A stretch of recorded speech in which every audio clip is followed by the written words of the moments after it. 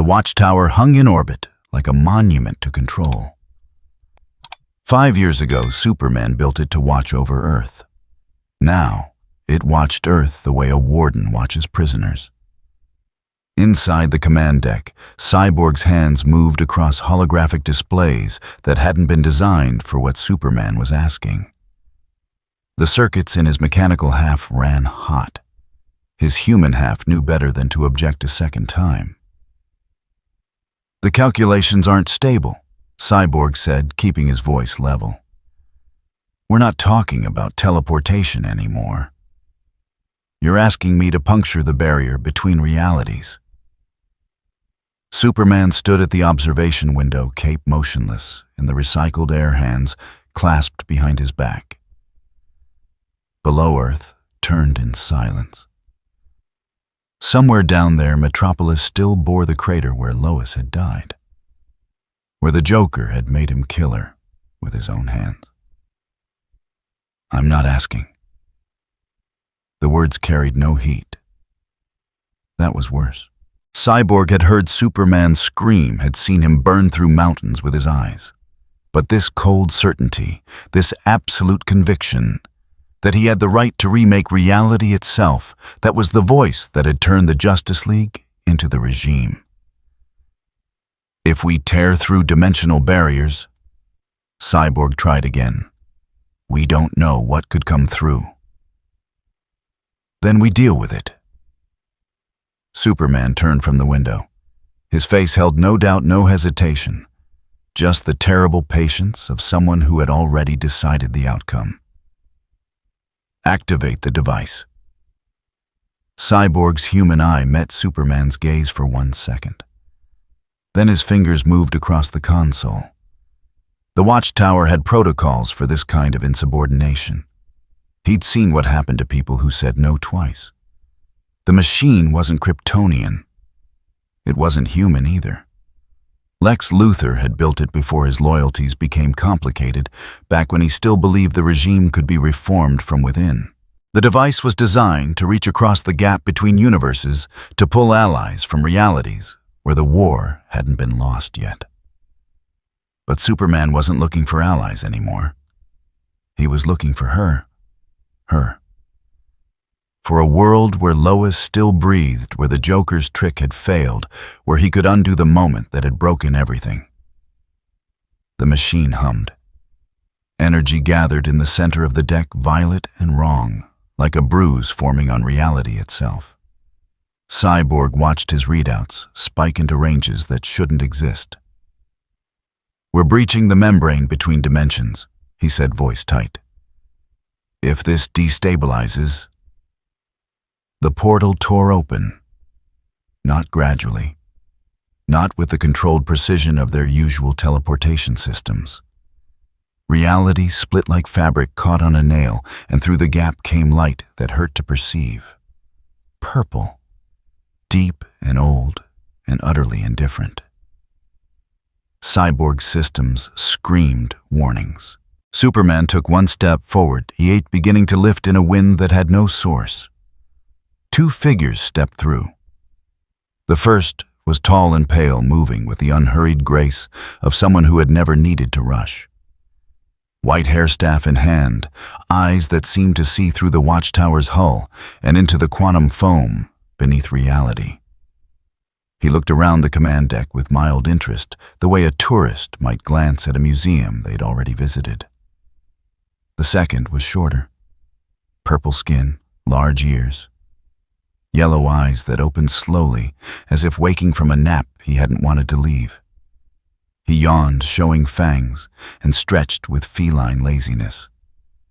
Then those eyes focused on Superman. The Man of Steel had faced gods before. He'd stared down Darkseid, fought Doomsday, conquered armies. He'd learned to use fear as a tool to let his presence fill a room until even Wonder Woman chose her words carefully. But standing 3 meters from this creature, Superman felt something he'd almost forgotten. The sensation of being measured, of being found wanting, of existing in the presence of something that didn't need his permission to unmake him. Superman attacked. It was instinct. 5 years of ruling through strength of being the final word in every argument. His fist blurred forward, carrying enough force to shatter mountains to crack the deck plating to end the conversations before it began. Beerus raised one finger. The punch stopped. Not slowed, stopped. Superman's fist pressed against a single purple digit, trembling with exertion that should have pulverized stone. The deck beneath them didn't crack. The air didn't shockwave. The universe simply declined to allow the impact. Beerus looked at the fist, then at Superman. His expression held the mild annoyance of someone who'd been poked awake by a child. He flicked. Superman left the watchtower through the wall, not through the door. Through the reinforced hull designed to withstand meteor strikes. The metal didn't tear so much as part recognizing something it couldn't contain. The man of steel tumbled into space ice forming on his suit, mind struggling to process what had just happened. He'd been struck before, had felt pain. But this wasn't pain. This was dismissal. This was irrelevance. Inside the command deck, Beerus brushed his finger against his thumb as if flicking away dust. Then he looked around the watchtower with those ancient eyes taking in the weapon systems, the surveillance arrays, the machinery of control that Superman had built to cage a planet. "Noisy," he said. His voice was flat, bored, carrying none of the gravitas such power should command. He turned to the pale figure beside him. "Whis, where are we?" Whis tapped his staff once. Light rippled outward, invisible to Cyborg's sensors, but clearly gathering information from the quantum substrate of reality itself. A planet called Earth Lord Beerus, though it appears to be experiencing significant dimensional stress. The local power structure is quite unstable. Whis paused, tilting his head. "And rather loud, as you noted." Beerus's ears flattened slightly. Then he looked at Cyborg, who had frozen at his console, every instinct screaming contradictory commands. Run, fight, surrender. None of them seemed adequate. "You," Beerus said, and despite the casual tone, Cyborg felt the weight of that attention like gravity increasing. "Is there food here?" Cyborg's voice came out steady, which surprised him. "Food? Something worth eating." Beerus's tail swished once, irritated. "We were in the middle of a meal when someone decided to tear holes in dimensional barriers. Quite rude."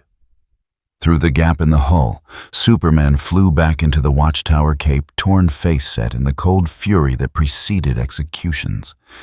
He landed in a crouch heat vision, already building red in his eyes. Beerus glanced at him. Just glanced. Superman's heat vision died, not blocked, not overpowered, simply ended as if the universe had forgotten he was capable of such things. "Whist," Beerus said, still looking at Superman with those half-lidded eyes. "What's the status of this reality?" The angel's staff glowed softly. Images appeared in the air, not holograms, but windows into truth itself. Cities under martial law. Prisons filled with heroes who'd said no. Battle lines drawn between those who followed Superman's order and those who remembered what justice meant before it became a synonym for control, and threading through it all, a kind of decay. Reality itself straining under the weight of choices made in grief of power, wielded without check of a world that had traded freedom for the promise of safety and received neither. "Deeply unbalanced," Whis said, as if commenting on a poorly arranged garden. "The cosmic equilibrium has been severely disrupted. War, oppression, rebellion, all feeding into each other without resolution. It's quite unstable." Beerus's expression didn't change. But something in his posture shifted. The lazy indifference crystallized into something sharper, more focused. He looked at Superman, at Cyborg, at the watchtower and the world it hung above like a sword. "I see," Beerus said. And in those two words, Superman heard his death sentence. Not now. Not today. But eventually, if this continued. If the noise didn't stop, if the balance wasn't restored, Beerus had entered injustice. And for the first time since Metropolis burned, Superman understood what it meant to be afraid. The portal tore open. Not gradually, not with the controlled precision Cyborg systems had calculated, but like fabric caught on a nail. Reality split, and through the gap came light that hurt to perceive. Purple. Deep and old, and utterly indifferent. Two figures stepped through.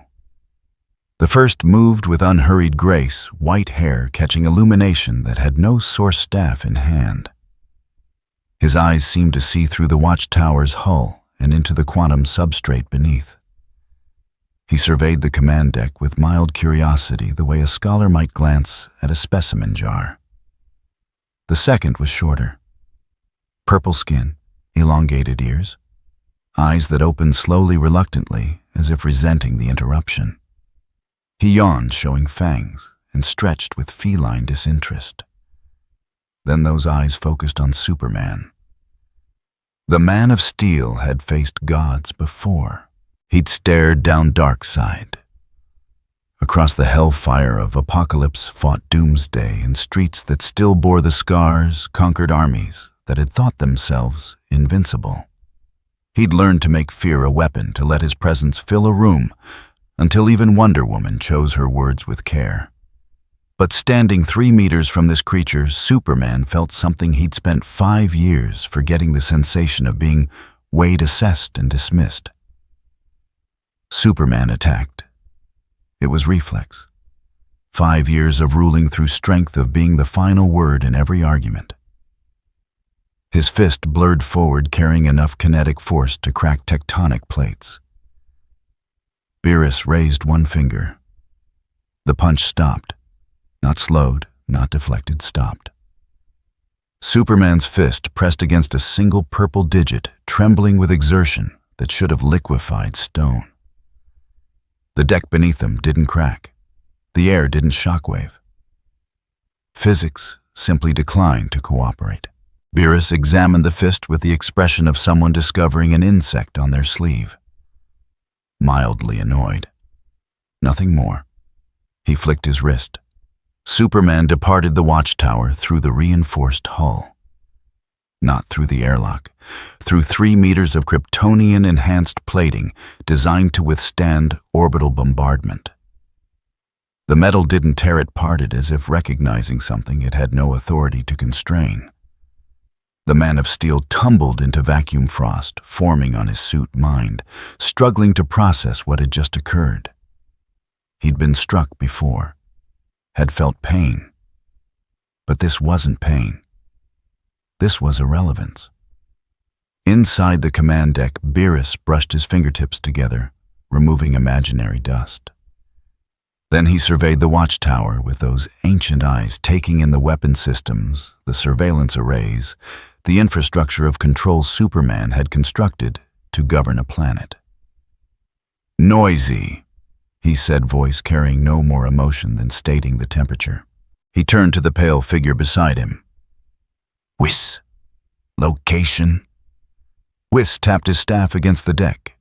Light rippled outward, invisible to human sensors, but clearly gathering data from layers of reality Cyborg's instruments couldn't detect. "A planet designated Earth Lord Beerus. It appears to be experiencing considerable dimensional stress." Whis tilted his head, processing. "The local power structures are quite unstable. And yes, rather noisy, as you noted." Beerus's ears flattened with irritation. He looked at Cyborg, who had frozen at his console, every combat protocol, in his cybernetic half suggesting mutually exclusive responses. Fight, flee, surrender. None felt adequate. "You," Beerus said, and despite the casual delivery, Cyborg felt the weight of that attention like atmospheric pressure increasing. "Is there food on this station?" Through the hull breach, Superman rocketed back into the watchtower cape, shredded expression locked in the cold fury that preceded executions. He landed in a combat stance, heat vision building crimson behind his eyes. Beerus glanced at him. Superman's heat vision died. Not suppressed, not overpowered, simply ended as if the universe had forgotten he possessed such capabilities. "Whis," Beerus continued, still observing Superman with half-lidded disinterest. "Status assessment." The angel's staff pulsed with soft radiance. Images materialized in the air, not holographic projections, but apertures into truth itself. Cities under martial law, detention facilities holding heroes who'd chosen conscience over compliance. Battle lines etched across continents, dividing those who followed Superman's order from those who remembered what the word justice meant before it became interchangeable with obedience. And woven through it all, a kind of entropy, reality itself buckling under the weight of grief, weaponized into policy of power, exercised without limitation, of a world that had exchanged liberty for the promise of security and received neither. Profoundly unbalanced.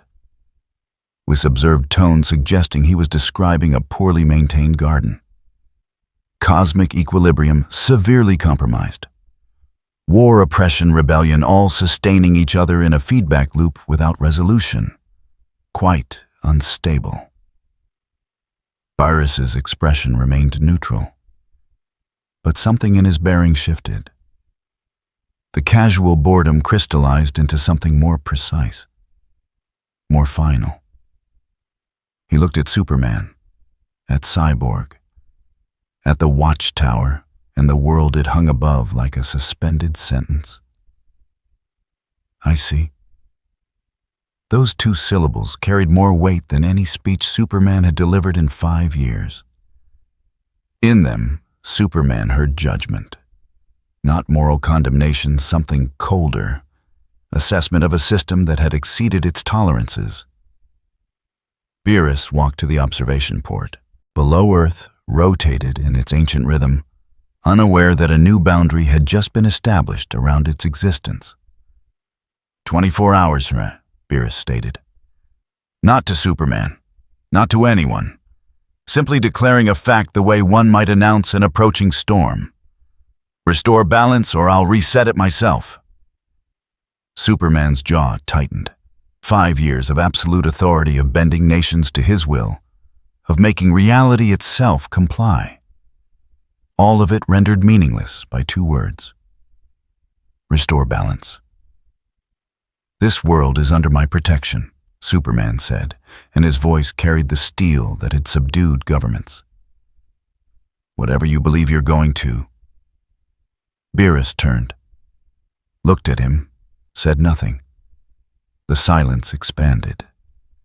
Superman felt something he'd spent 5 years inflicting on others, the terrible certainty that words held no currency, that arguments were irrelevant, that the conversation had concluded before it began. "Lord Beerus doesn't negotiate," was interjected pleasantly, explaining a basic principle. "He observes, he evaluates, and when necessary he corrects."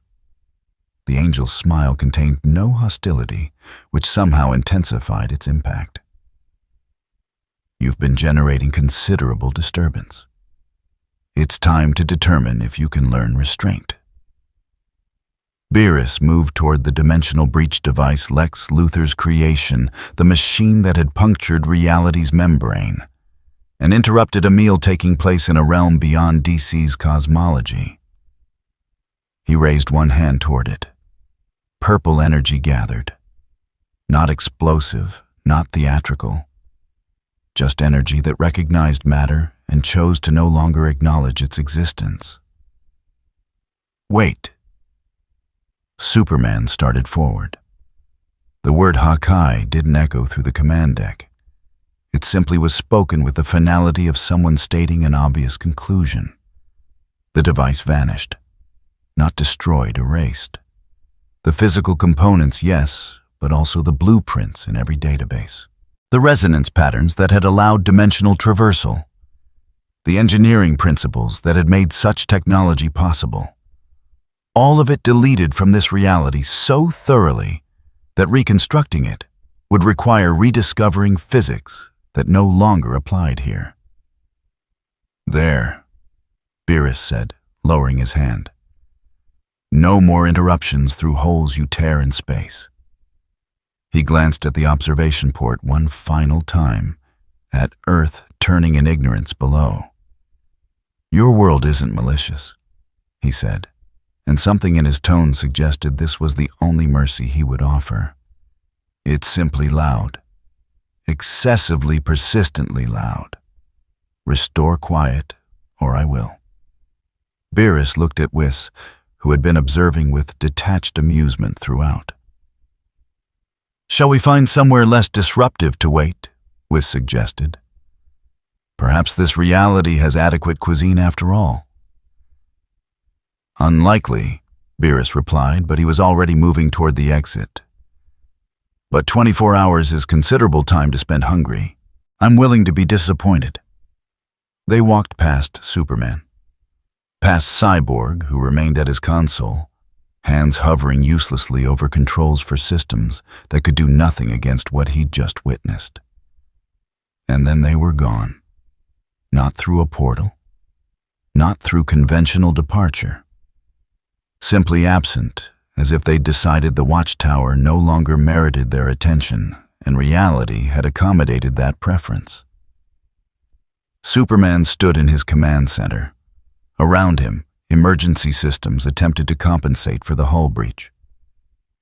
Cyborg worked frantically to understand what had been deleted from their databases.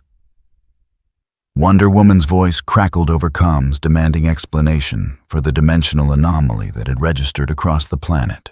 24 hours to restore balance. But what did balance mean to something that cared nothing for justice, nothing for order, nothing for the careful structures Superman had erected from Metropolis's ashes? Cyborg pulled up communications fingers, moving across holographic interfaces with the urgency reserved for extinction-level threats.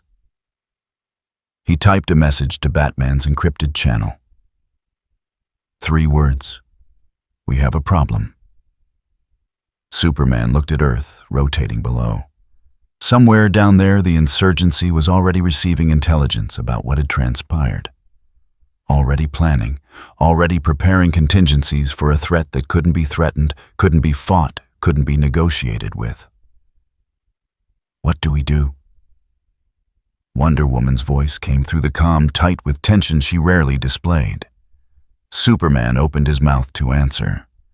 To say what he'd said for 5 years, that they would protect their world, that his strength would be enough, that control was the only path to safety. But the words wouldn't come. Because for the first time since he'd held Lois's corpse in his arms, since he'd decided that grief justified absolute power, Superman understood a truth he'd been avoiding. He wasn't protecting Earth. He'd been holding it hostage.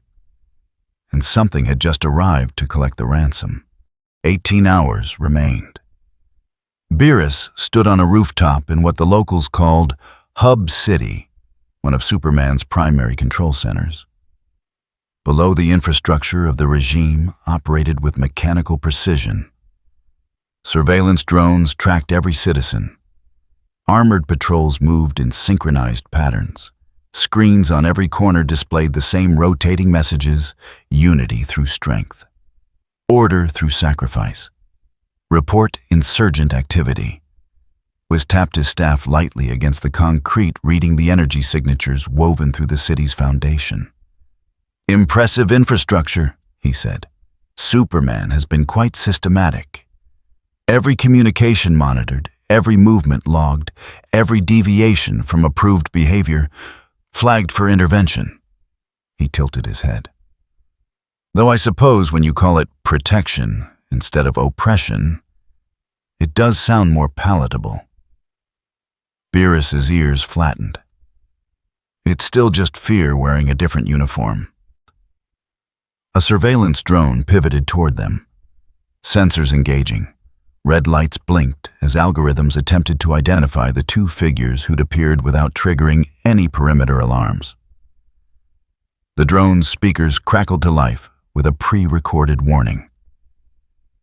Unknown entities detected. Remain stationary for identification. Failure to comply will result in... Beerus glanced at it. The drone's lights died.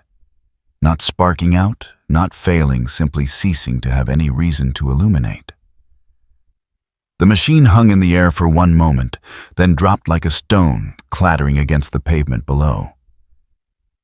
Citizens scattered, uncertain whether to flee or wait for instructions that weren't coming. Across Hub City, every surveillance system went dark simultaneously, not destroyed, not hacked, just convinced that their function no longer applied to reality as it currently existed. In the regime command center 3 blocks away, operators stared at screens that had gone blank. Backup systems activated, then deactivated just as quickly. Emergency protocols engaged and immediately forgot what they were supposed to do. "Sir," one operator said into his calm voice, tight with confusion. "We've lost all monitoring capability. Everything from the central grid just stopped." The response came from Wonder Woman, her voice carrying the steel of someone who'd fought too many battles to panic easily. "Define stopped. Not offline, ma'am. Stopped. The equipment is intact. The power is running. But the systems don't seem to remember what they're supposed to be monitoring." There was a pause. Then, "I'm on my way. Lock down the facility." The operator reached for the lockdown controls. His hand hovered over the button that would seal every entrance, activate automated defenses, transform the command center into a fortress. He didn't press it. Not because someone stopped him. Not because the system failed. He just couldn't remember why locking down the facility mattered anymore. The threat assessment that had made such measures necessary felt distant, abstract, like a problem from someone else's world. Wonder Woman arrived 4 minutes later, moving through Hub City at speeds that left sonic booms in her wake. She landed in the plaza where Beerus and Whis stood, citizens giving her a wide berth, fought not out of respect anymore, but out of habit, bred from 5 years of knowing that getting too close to regime enforcers invited questions you didn't want to answer. She assessed the 2 figures immediately. The purple one from the Watchtower footage. The pale one who'd simply watched while Superman was dismissed like a nuisance. Her hand didn't go to her sword. Not yet. The footage had been clear about what happened to people who attacked first.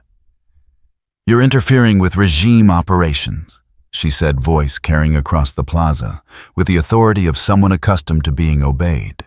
"This city is under Superman's protection. If you're here to challenge that protection..."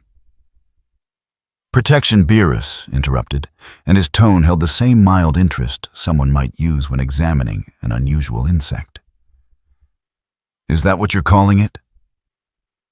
He gestured vaguely at the darkened surveillance systems at the patrol units that had stopped mid-route because their coordination networks no longer told them where to go, at the citizens who stood frozen between relief and terror because they didn't know if this was liberation or just a different kind of threat.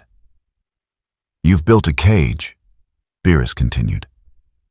"Put cameras in every corner. Made sure everyone knows they're being watched. And you've convinced yourselves that the people in the cage are safer because of it." Wonder Woman's jaw tightened. "The Joker killed 11 million people in Metropolis. Superman prevented that from ever happening again. Sometimes safety requires sacrifice." "Safety?" Beerus's tail flicked once. "You keep using words that sound noble. But you're not providing safety. You're just making people too frightened to move." Better frightened and alive than free and dead, Wonder Woman countered, and there was genuine conviction in her voice. The belief of a warrior who'd seen what chaos could do, who'd decided that order, even harsh order, was preferable to the alternative. Beerus looked at her for a long moment. Not with anger, not with judgment, just observation. "You actually believe that," he said. "That's the sad part." He raised one hand. Purple energy gathered, not explosive or dramatic, just energy making a simple statement about what would and wouldn't continue to exist. "Wait." Wonder Woman moved forward, hand finally going to her sword. Beerus's eyes flicked to her. Just a glance. Nothing more. Wonder Woman felt it like atmospheric pressure increasing. Not force pushing her back. Not an attack. Just the universe politely informing her body that advancing further would require permission it didn't currently have. She'd been in combat for 3,000 years, had fought gods, monsters' armies, had learned to push through pain, through fear, through every obstacle between her and victory. This wasn't an obstacle. It was simply a boundary. As absolute as the difference between matter and void. Her advance stopped. Not because she chose to, because choice had become temporarily irrelevant. "I'm not here to fight you," Beerus said, lowering his hand slightly. "Fighting implies you have something to offer that would make the exchange interesting. You don't." The words carried no malice. That was what made them cut deeper than any insult. He wasn't threatening her. He was just stating a fact the way one might note that water was wet. Wonder Woman had been humiliated before, had been beaten, captured, defeated in ways that wounded her pride, but she'd never been made to feel irrelevant. Never been looked at by something that recognized her strength and still found it completely unworthy of consideration. "Then what do you want?" she asked. And the question came out smaller than she'd intended, stripped of the authority she'd spent 5 years wielding. "I want the noise to stop," Beerus said. "Your surveillance systems, they're just amplifiers, making everything louder, more unbalanced." The purple energy completed its work. Across Hub City, every monitoring system ceased to exist. Not the physical cameras, those remained empty shells of metal and glass, but the networks that connected them, the databases that stored what they recorded, the algorithms that analyzed every face and flagged every deviation. All of it simply stopped being relevant to how reality functioned. The facial recognition software forgot what faces were. The communication intercepts forgot why conversations mattered. The behavioral prediction models forgot what behavior was supposed to look like.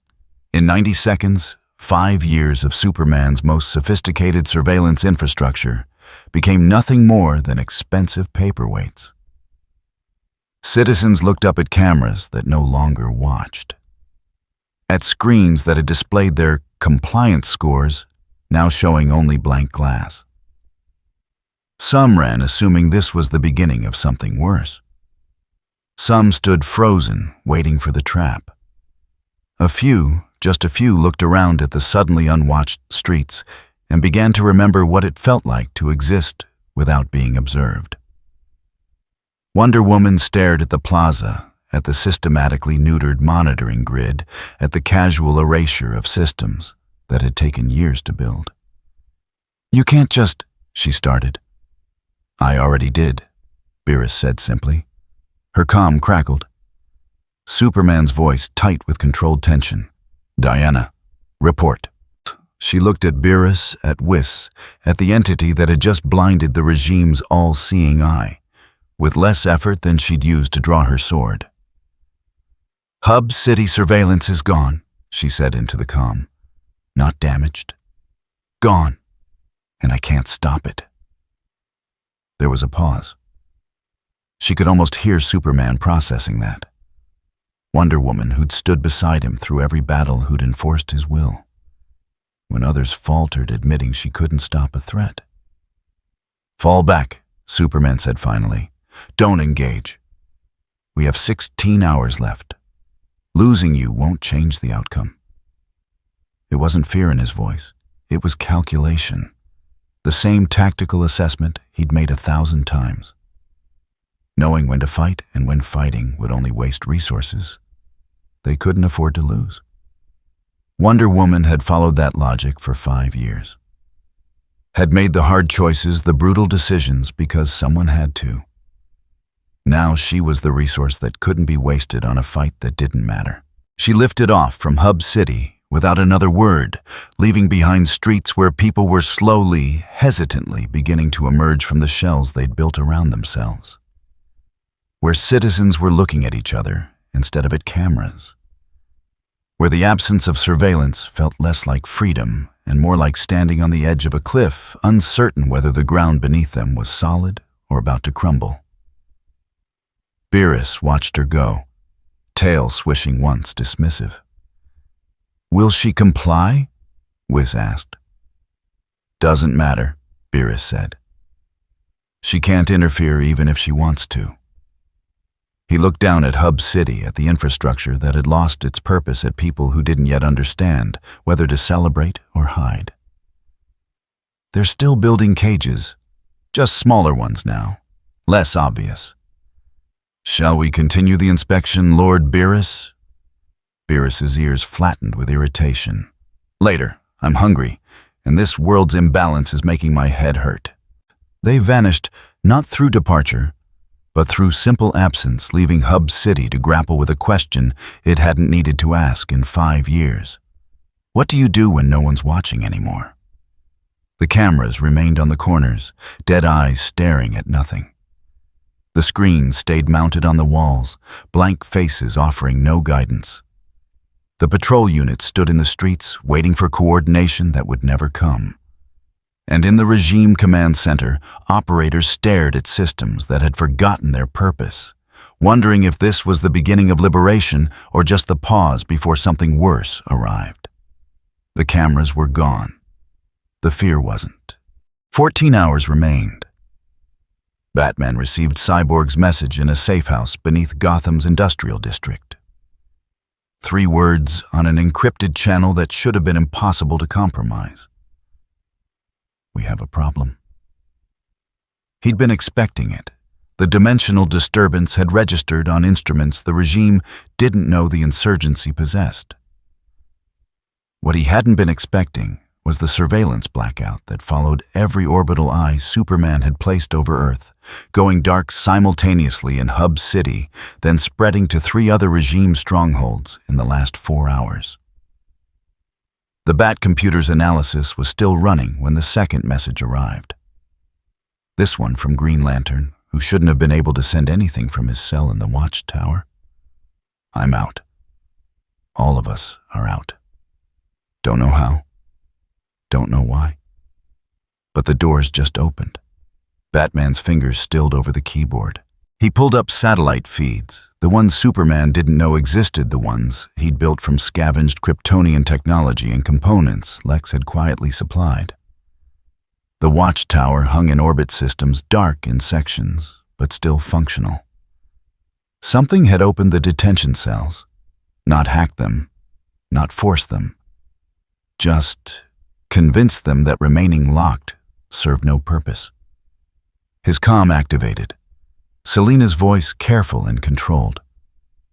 "You're hearing this too?" "I'm hearing it," Batman confirmed. Green Lantern just walked into the safe house. Actually walked in. No extraction, no stealth. Says he and the others were just released. Batman processed that, then pulled up the watchtower's last transmission before partial blackout. Watched the footage Cyborg had managed to upload. 2 figures, one tall and pale, one shorter purple moving with the lazy confidence of something that had never needed to hurry, and Superman being dismissed with a single finger. The Batcomputer chimed. Analysis complete. Energy signature unknown. No match in any database. Threat assessment immeasurable. Recommended action avoid engagement. Batman stared at that last line. His computer programmed with contingencies for Superman, for Darkseid, for threats that could crack planets, was recommending avoidance. "Assemble everyone," Batman said into the comm. "We need to understand what we're dealing with." He was reaching for the next data file when the lights in the safe house flickered once. Not a power surge, not electrical interference, just a ripple, as if reality had briefly forgotten the lights were supposed to be on. Batman's hand went to his utility belt. Every combat reflex activated. Every contingency protocol stood ready. Then 2 figures materialized in his safe house. Not walked in, not teleported with the usual flash and displacement of air. Simply became present as if they'd always been there, and Batman had only just noticed. The purple one looked around the safe house with mild interest, took in the computers, the weapons, the carefully organized contingency plans Batman had spent years developing. "Whiz," Beerus said. "What is this place?" The pale figure tapped his staff once. Light rippled outward. "A rebel base, Lord Beerus. Quite well hidden, actually.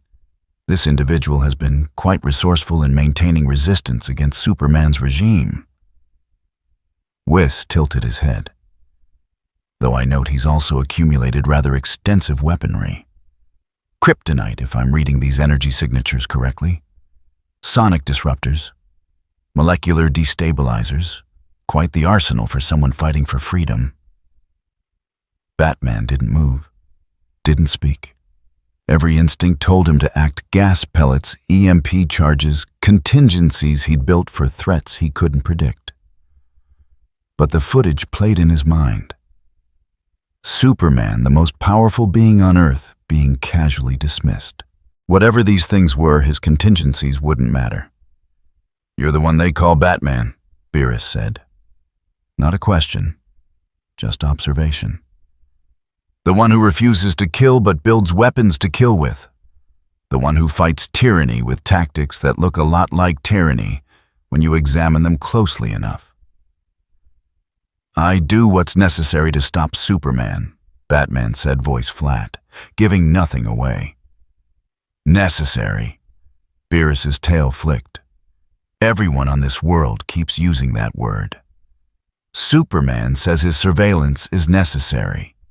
You say your weapons are necessary. Both of you convinced you're right because the other side is wrong." He walked toward the weapons cache, the vault where Batman kept his contingencies for the regime's metahumans. "But you're both just making noise. Different frequencies, same volume." Batman's jaw tightened. Superman has turned Earth into a police state. People live in fear. Heroes are imprisoned for disagreeing with him. If I don't stand against that, then someone else will, Beerus interrupted. Or they won't. Either way, you're not standing against anything. You're just pushing back. Making him push harder. Making you push back harder. Round and round. He stopped in front of the vault door. 3 feet of reinforced steel biometric locks, quantum encryption that even Superman couldn't breach without triggering the self-destruct. Beerus placed one hand against it. Purple energy flickered. The vault door didn't explode, didn't melt, simply ceased to have a reason to exist as a barrier. The steel, the locks, the encryption, all of it forgot what it was supposed to be protecting. The door swung open, revealing Batman's most carefully guarded secret, enough kryptonite to kill Superman 3 times over. Weapons designed to exploit every weakness of every metahuman in the regime. Contingency plans for scenarios ranging from regime victory to apocalypse. Beerus looked at it all with the same mild interest he'd shown Hub City's surveillance grid. "You've been preparing for war," he said. "Building weapons to level the playing field. Making sure that if Superman ever goes too far, you'll have a way to stop him." Beerus's eyes met Batman's. But you already know how this ends, don't you? You use the weapon, Superman dies or doesn't die. And either way, the war continues. Because the weapons aren't the problem. The imbalance is. Those weapons are the only thing keeping Superman from absolute control, Batman said, and there was steel in his voice now. 5 years of careful planning, of painful decisions, of becoming the thing he'd sworn never to become, all of it distilled into those contingencies. Without them, there's nothing stopping him from what? Beerus interrupted. From doing exactly what he's been doing for 5 years. He already has absolute control. Your weapons just make him think he needs to hold on tighter. Beerus raised one finger. And they contribute to imbalance, which means they don't get to stay. Wait. Batman moved forward, hand reaching for something, anything that might matter against what was about to happen. The word Hakai didn't echo through the safe house. It simply was. The kryptonite ceased to exist, not destroyed, erased. The green radiation that had been lethal to Kryptonians no longer recognized what Kryptonians were. The weapons designed to counter metahuman abilities forgot what abilities were supposed to look like. The contingency files that detailed every weakness, every exploitable flaw, all of it deleted, as if reality no longer acknowledged their purpose. In 5 seconds, Batman's entire strategic advantage disappeared. He stared at the empty vault, at the space where years of preparation had been. Not taken, not stolen, just gone as if it had never mattered at all. You, Batman's voice came out hollow. You have no right. Right, Beerus said, and something almost like interest flickered in his eyes. Second person today to mention rights, as if rights mean anything to balance. He turned away from the vault tail, swishing with irritation. You've been given hours to restore balance. Weapons that perpetuate conflict don't contribute to balance. They amplify imbalance. Those weapons were the only leverage we had, Batman said, and for the first time in 5 years, his voice carried something other than controlled calculation. Something almost like frustration. Without them, Superman wins. The regime wins. Everything we've fought for. You weren't fighting for anything, Beerus interrupted, moving toward the exit. You were fighting against. There's a difference. He paused, looked back. 14 hours left. I suggest you spend them figuring out what you're actually trying to build instead of what you're trying to destroy. And then they were gone. Not through the door. Just gone as if they'd decided the safe house no longer merited their attention. Batman stood in the empty room. Around him, computers still hummed. Lights still burned. But the vault stood open, empty, its contents erased so thoroughly that even the faint hum of kryptonite radiation had disappeared from the air. He'd spent 5 years building those contingencies. Had sacrificed principles, crossed lines, become something darker than he'd ever intended, all to maintain the leverage necessary to keep Superman in check.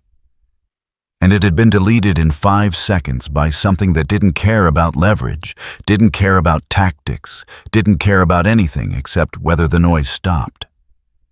His comm activated. Selina's voice tight with barely controlled tension. Bruce, what just happened? All our weapon caches just went dark.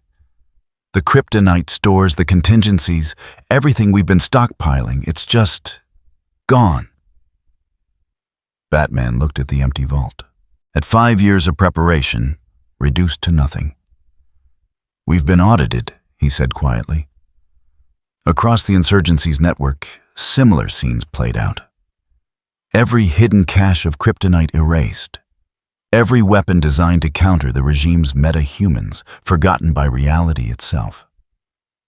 Every contingency plan, that relied on exploiting weaknesses deleted from existence. The insurgency's teeth had been pulled as thoroughly as the regime's eyes had been blinded. And in both cases, the entities responsible had moved on without waiting to see the results, as if the outcome was already obvious and not worth observing.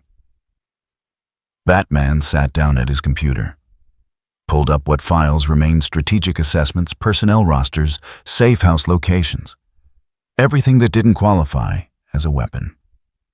His comm buzzed again, this time Wonder Woman's voice on the regime channel he'd been monitoring. "All units, this is Diana. Superman is calling for a meeting. Both sides.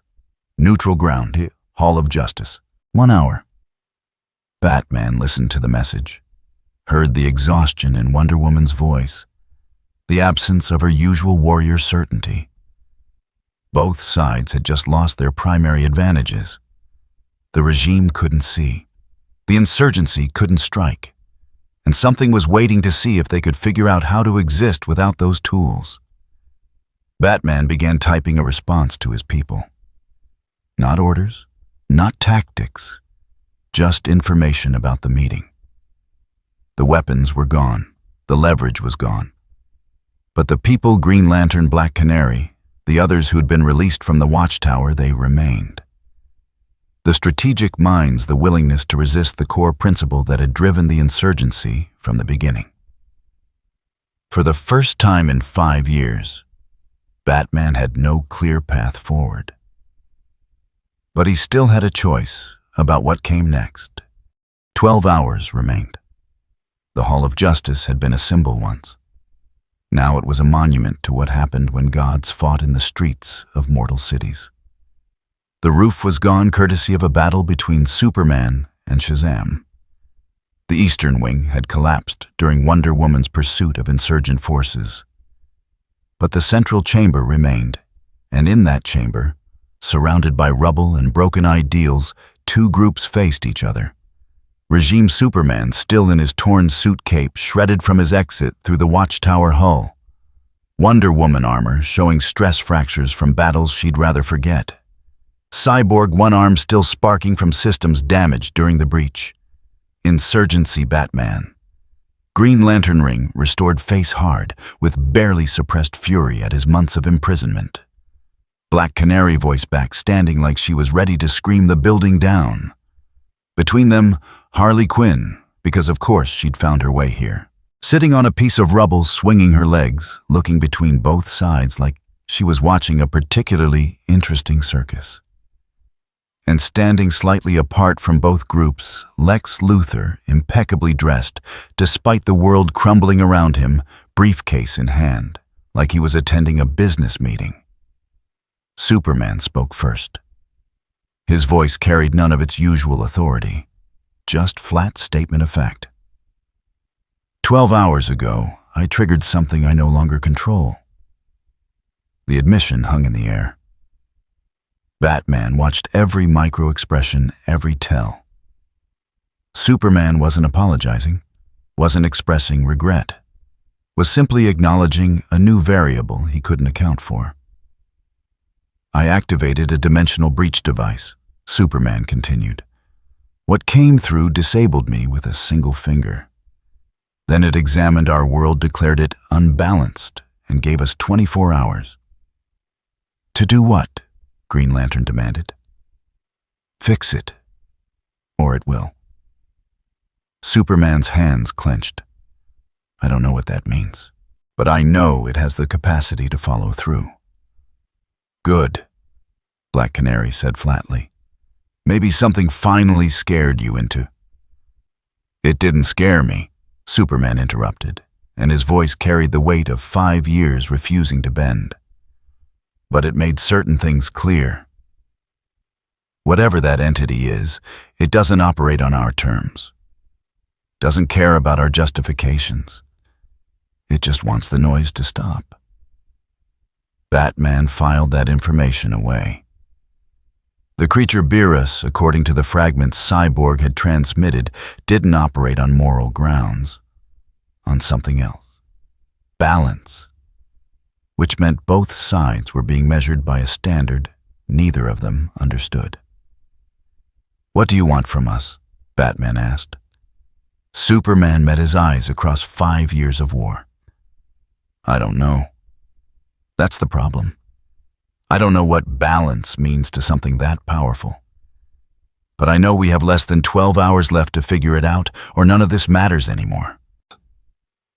Or we fight." Wonder Woman suggested, though her voice lacked its usual conviction. "We've faced gods before." "Did you watch the footage?" Cyborg's voice was quiet. "I sent it to everyone. Bruce, you saw it. That thing didn't fight Superman. It dismissed him. There's a difference." "Victor's right," a new voice interjected. Everyone turned to see Lex Luthor stepping forward, briefcase still in hand. "This isn't a threat we can combat conventionally." Lex continued moving to neutral ground between the two groups. "I built the device Superman used. I've been monitoring dimensional breach technology for months. And I've also been preparing for the possibility that something might come through that we couldn't fight." He set the briefcase on a piece of rubble, opened it with deliberate care. Inside desserts. Carefully preserved, artfully arranged, looking absurdly mundane against the backdrop of their crumbling world. Batman stared at them. "You're joking." "I've never been more serious in my life," Lex said, voice carrying that cultured calm that meant he was barely containing tension. "I don't know what came through that breach. But I know one thing: when something that powerful arrives, and the first question it asks is about food, you don't hand it a weapon. You hand it a reason to be patient." "You think you can bribe a god with dessert?" Green Lantern's voice dripped skepticism. "I think," Lex said carefully, "that negotiation implies equal standing. I'm not negotiating. I'm attempting to survive." He met Batman's eyes, and so should all of you. Because whatever that thing is, it gave us hours to restore balance. Not justice, not order, balance. Batman's mind turned over the word. Balance. The regime ruled through fear. The insurgency fought through desperation. Round and round, neither side winning, both sides feeding into each other's escalation.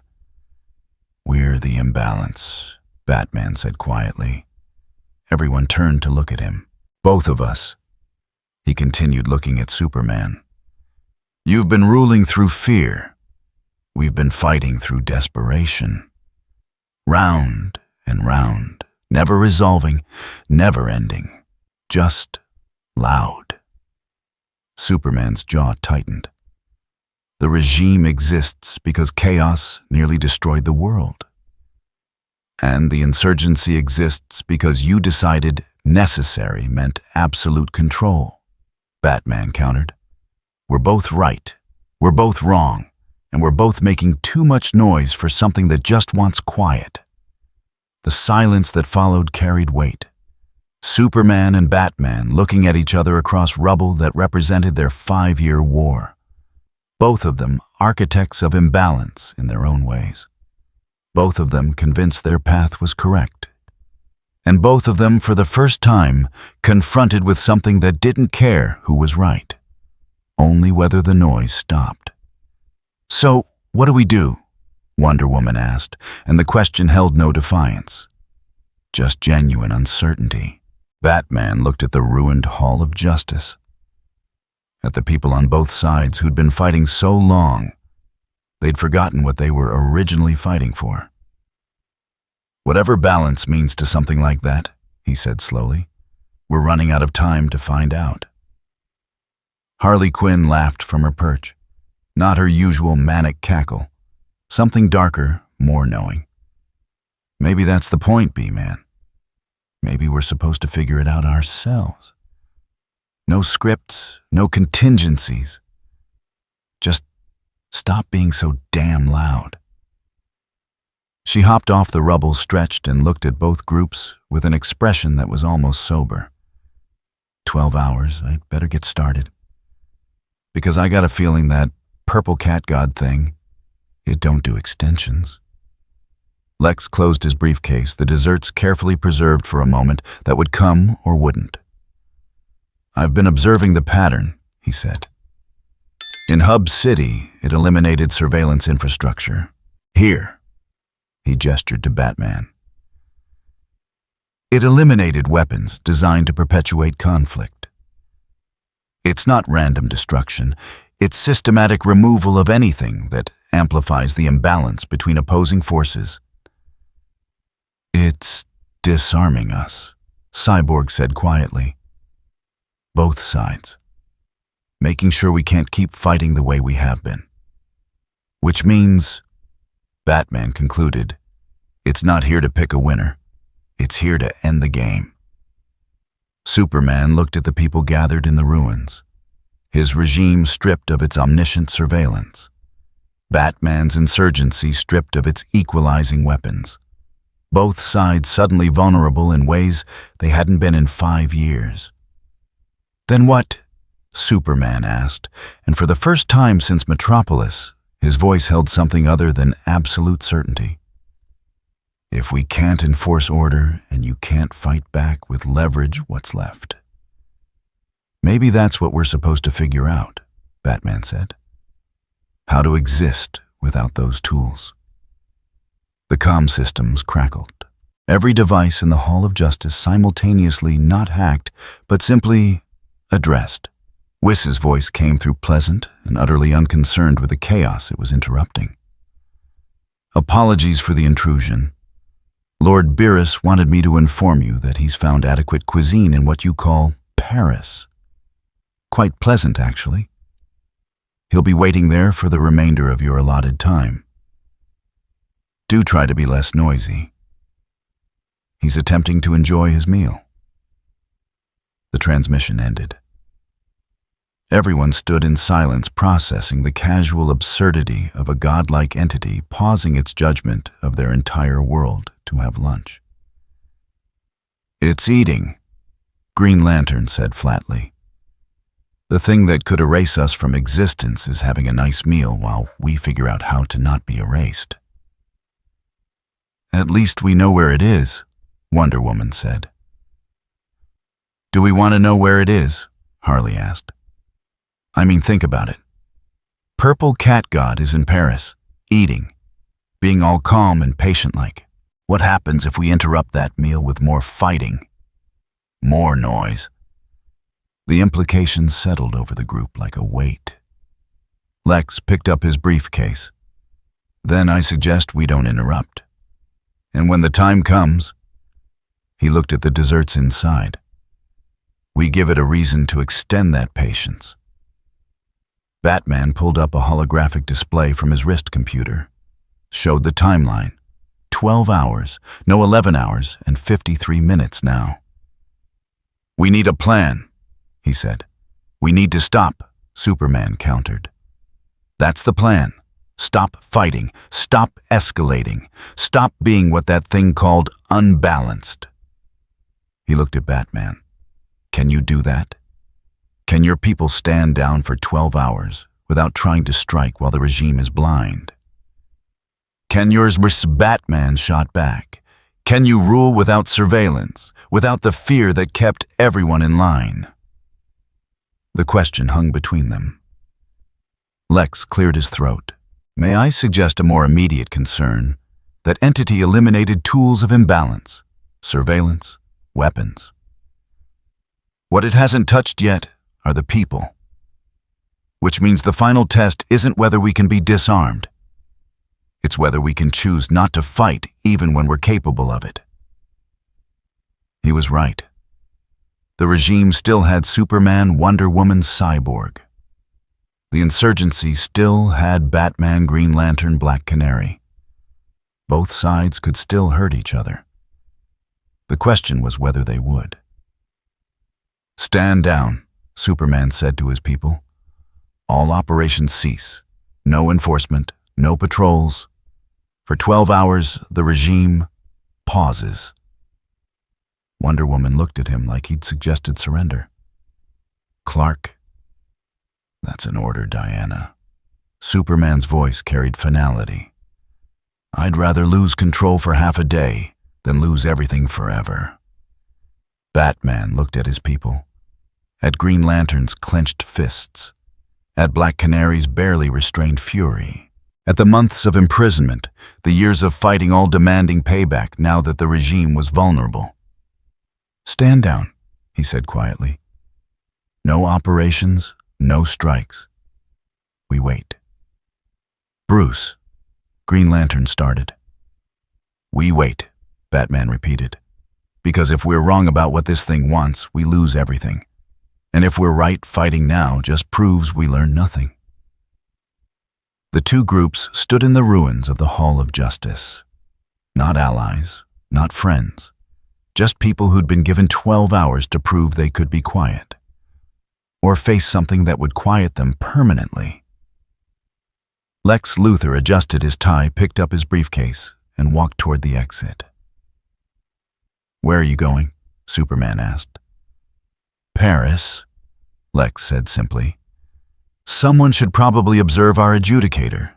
Make sure we know when the deadline approaches, and perhaps, he patted the briefcase, ensure that when it does, we're not relying solely on our ability to stay quiet. He disappeared through the rubble, leaving behind two groups who'd spent 5 years convinced they knew what the world needed. Now they had less than 12 hours to learn what the universe demanded.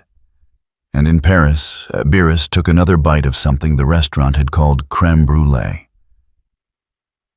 Found it acceptable, though not exceptional, and continued his meal while Earth held its breath. The noise had stopped. For now. 8 hours remained. Paris had gone quiet in a way that felt wrong. Not the silence of peace, but the silence of held breath. Citizens moved through streets that had been under regime surveillance for 5 years, suddenly unwatched, unsure whether this was liberation or just the pause before something worse. In a cafe near the Seine, Beerus sat at an outdoor table working through his third dessert. Wyss stood nearby, staff in hand, observing the city with detached interest. Lex Luthor approached carefully, briefcase in hand, moving with the calculated confidence of someone who knew he was taking a significant risk, but had decided the alternative was worse. Lord Beerus, he said, stopping at a respectful distance. I hope I'm not disturbing your meal. Beerus looked up, tail flicking once. You're the one who built the machine, he said. Not a question. I am. Lex set his briefcase on an empty chair. I've been monitoring dimensional breach technology. I built contingencies for what might come through. Though I'll admit none of my contingencies covered. He gestured vaguely at Beerus. This. Smart, Beerus said, returning his attention to the dessert. Most people on this world just build weapons and hope the weapons are enough. Weapons have their place, Lex said carefully. But I've found that survival often depends more on understanding what the other party wants than on having the capacity to hurt them. Wyss smiled. How refreshing. Someone who actually thinks before acting. Lex pulled out a chair, sat without being invited. A calculated risk.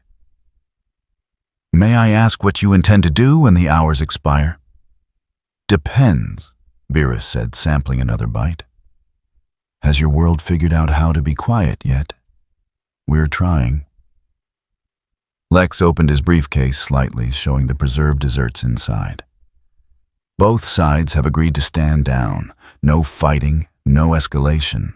For the first time in 5 years, Earth is experiencing something resembling peace. Forced peace, perhaps? But peace nonetheless. Forced peace isn't balance, Beerus said. It's just fear with a different name. I agree entirely. Lex closed the briefcase. Which is why I'm here. Not to bribe you. Not to negotiate, but to understand what you actually want from us. Beerus set down his fork, looked at Lex with those ancient eyes that had seen civilizations rise and fall. "I want you to stop making noise," he said simply. "Stop building systems to crush each other. Stop stockpiling weapons to tear each other apart. Stop pretending that control and resistance are the only two options." His tail swished. "Your world is screaming, has been screaming for 5 years. I don't care who's right. I care that the screaming stops. And if it doesn't, then I stop it myself." Beerus picked up his fork again. "Permanently." Lex absorbed that. "How would you define stopped? What does success look like?" "I'll know it when the noise stops hurting my ears." It was the most unhelpful answer imaginable. Also, Lex suspected, the most honest. He was about to respond when the temperature dropped. Not physically. The air remained warm, the afternoon sun still bright. But something shifted in the atmosphere. A pressure change that had nothing to do with weather. Wiss's head tilted. His staff pulsed with soft light. "Lord Beerus," he said quietly, "we have a complication." Beerus's ears flattened. What kind of complication? The dimensional crack from the initial breach hasn't fully sealed. Something is using it as a conduit. Wiss tapped his staff and images appeared in the air. Not holograms, but windows into truth itself. Not a physical intrusion, something more abstract. A conceptual bleed-through. Lex stood pulling out his own scanner. The readings made no sense for a moment, then made terrible sense all at once. "War," he said quietly. "That's not possible. Ares is imprisoned on Apocalypse. Superman handed him to Darkseid months ago. The god may be imprisoned," Wiss observed, "but the concept isn't. And concepts don't need bodies to spread. They just need cracks to seep through." In the center of Paris, the air began to shimmer. Red light like heat haze, but carrying the smell of blood and burning metal. Citizens stopped, stared, uncertain what they were seeing. Then the screaming started, not from people. From the shimmer itself. The sound of every battlefield that had ever existed compressed into a single frequency. The rage of Metropolis. The hatred between regime and insurgency.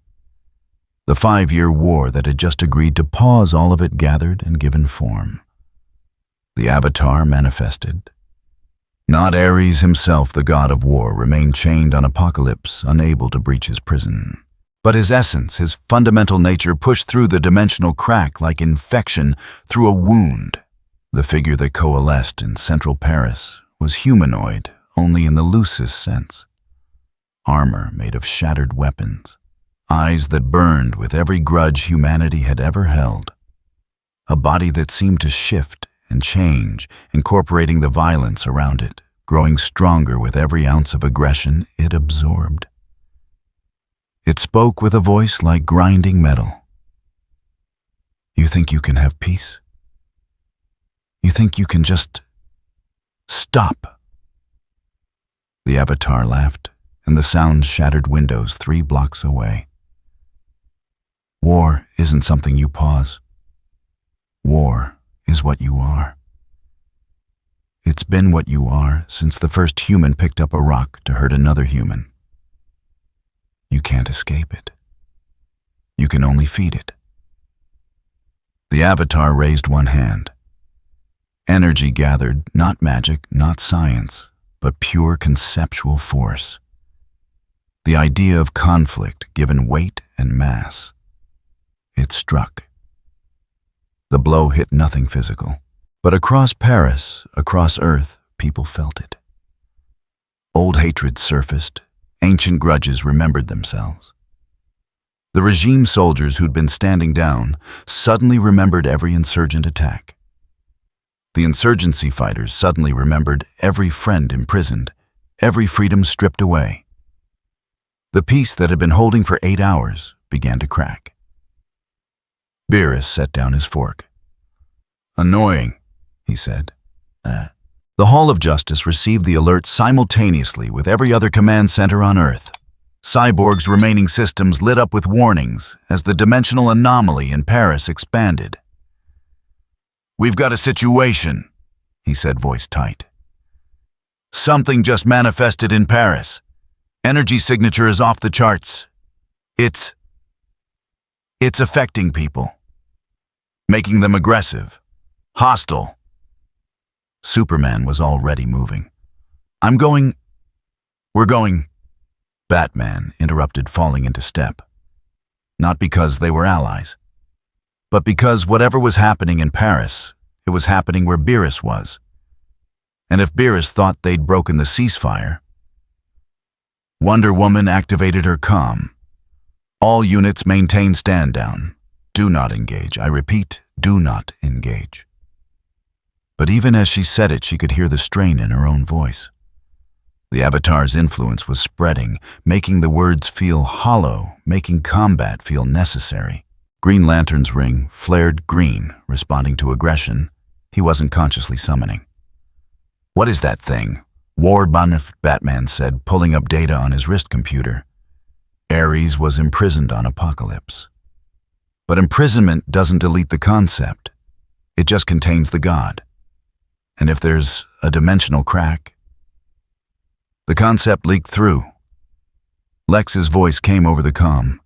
He was still in Paris, watching from a safe distance as the Avatar grew larger, feeding on the violence it was provoking. "It's not Ares himself. It's the idea of Ares. War as a fundamental force." The Avatar turned toward the cafe where Beerus sat, seemed to recognize on some level what it was facing. "You," it said, voice carrying across the city. "You think you can impose quiet on this world? You think you can just erase war?" It laughed again. "I'm not a weapon you can delete. I'm not a system you can dismantle. I am what these people are, what they've always been. You can't Hakai an idea." Beerus stood, brushed crumbs from his clothing with casual disinterest. "I've erased plenty of ideas," he said, "usually right before I erase the things that had them." The Avatar struck. A blow that carried 5 years of accumulated violence, every battle between regime and insurgency compressed into a single attack. Beerus caught it. One hand, same way he'd caught Superman's punch. The shockwave flattened buildings 3 blocks away. The Seine reversed its flow for 3 seconds. Every window in Paris that hadn't already shattered did so now. Beerus looked at the fist pressing against his palm, looked at the Avatar whose entire existence was predicated on conflict. "You're loud," he said. Then he squeezed. The Avatar's fist didn't break, didn't shatter. It just simplified. The complex weave of rage and hatred and violence compressed into something more basic, more manageable, less conceptually significant. The Avatar pulled back, reforming its hand from the ambient aggression in the atmosphere. "You can't destroy me. Every time someone on this world chooses violence, I get stronger. Every grudge, every revenge, every war that's ever been fought, and every war that will be. I'm eternal."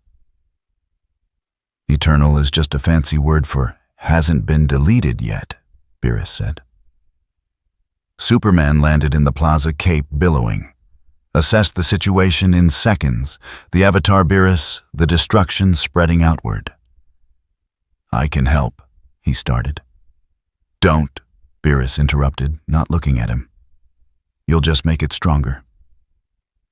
Wonder Woman arrived next, sword drawn. "That thing is made of war. Fighting is what I do." "And fighting is what feeds it," Batman said, landing beside her. "Look at it. Every time someone nearby gets aggressive, it grows. We can't beat it conventionally. The Avatar laughed. Finally, someone who understands. It raised both hands, and across Paris, across Europe, across Earth, people felt the pull. The urge to fight, to strike first, to settle old scores while the opportunity existed. In Hub City, regime soldiers who'd been standing down reached for weapons that were no longer there. In Gotham, insurgency fighters felt old hatred resurface. The 8-hour peace began to crumble, not because anyone wanted war, but because war itself was insisting. The Avatar grew. Fed by the escalation, it was provoking. Doubled in size, then doubled again. You see, it said to Beerus, you can't stop this. War isn't a thing. It's not a system. It's a state of being. As long as there are two sides, there will be war. And you can't delete that without deleting them. Beerus's tail swished. Once. Twice. Whiz, he said. Analysis. The angel tapped his staff. Light rippled outward, reading the Avatar's composition. Interesting, Whiz said. It's not drawing power from Ares directly. It's drawing from the concept of conflict as it exists in this reality. Specifically from the ongoing imbalance between regime and insurgency. The war that's been feeding itself for 5 years. He looked at Beerus. It's essentially a manifestation of the very imbalance you were sent to correct. So it's not a god, Beerus said. It's a symptom. Precisely. The Avatar struck again faster this time, learning from the first exchange. The blow carried enough force to level a city block. Beerus blocked it with his tail, didn't even turn around. Here's the thing about symptoms, Beerus said finally, looking directly at the Avatar. They go away when you treat the disease. He raised one finger. Purple energy gathered, but different this time. Not explosive, not forceful, just clarifying. Like reality remembering what it was supposed to be before war had distorted it. The Avatar realized what was happening. Tried to pull back, tried to anchor itself in the hatred still spreading across Earth. But Beerus wasn't targeting the Avatar itself. He was targeting the crack it had leaked through. The dimensional breach from the watchtower, the one that had never fully sealed the one Ares had used to push his essence through, began to close. Not forced shut, just convinced that remaining open served no purpose. The Avatar screamed, not in pain, in denial. No, no war doesn't end. It can't end. It's eternal. Nothing's eternal, Beerus said. I've ended lots of eternal things. The word Hakai resonated across multiple dimensions. Not spoken loudly, not shouted, just stated, a fact that reality had to acknowledge. The Avatar began to dissolve. Not destroyed, that would just make it a martyr, make it stronger. Instead, it was being forgotten. The concept of war as it existed in this moment, in this configuration, being edited out of immediate relevance. The crack sealed completely. The red light faded. The pressure that had been building across Earth suddenly released. People stopped mid-motion. Weapons were lowered. The urge to fight receded not because they'd been mind-controlled, but because the external force amplifying their aggression had simply stopped existing. The Avatar made one last attempt to reform, pulling from the residual violence in Earth's atmosphere. But without the dimensional crack, without the direct conduit to Ares' prison, it was just smoke and mirrors. Noise without substance. Beerus walked up to what remained of it, looked at the fading manifestation with those bored eyes. Your god is still imprisoned, he said. This was just his echo, And echoes don't last when the source is cut off.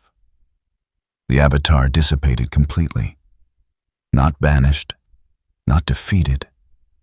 Just no longer relevant to how reality was currently functioning. Paris went silent. Citizens emerged from buildings slowly, looked at the destruction, collapsed structures, shattered glass, the Seine still settling back into its natural flow. They looked at each other with expressions that held no celebration, no relief. Just the dawning understanding that they'd been saved, not because anyone cared about saving them, but because their city had been too loud. A woman helped her daughter step over rubble.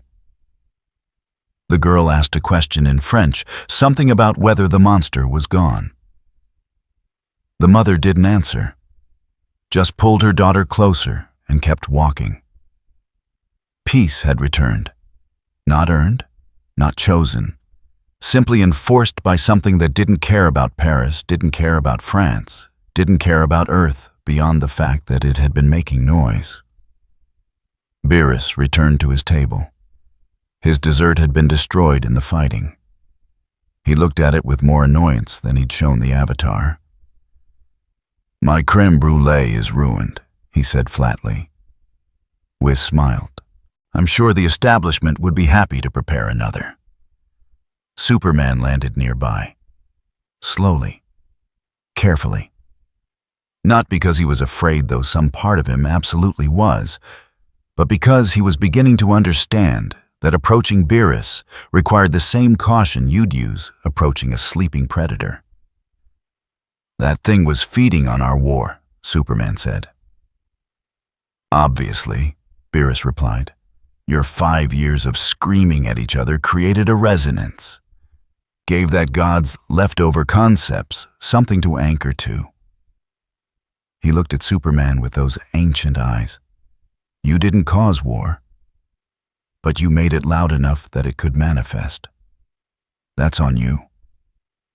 Batman landed beside Superman, looked at where the avatar had been, at the sealed dimensional crack, at the entity who'd just deleted a manifestation of war itself with less effort than it took most people to swat a fly. "The bleed crack," he said. "You sealed it." "Obviously," Beerus said. "It was letting noise through, annoying noise, wing." Wonder Woman arrived last, sword still drawn, looking around at the destruction with warrior's eyes that knew what a battlefield should look like. This wasn't a battlefield. This was just cleanup. "What was that thing?" she asked. "War trying to perpetuate itself," Batman said. "Ares couldn't escape his prison, so he pushed the concept through instead, made physical by the imbalance between us." "And it's gone now," Superman said, watching Beerus return to his seat like nothing significant had happened. "Just gone." "The crack is sealed," Whis explained pleasantly. "Lord Beerus doesn't tolerate dimensional instability. It creates noise, and noise—" He gestured to the destroyed cityscape.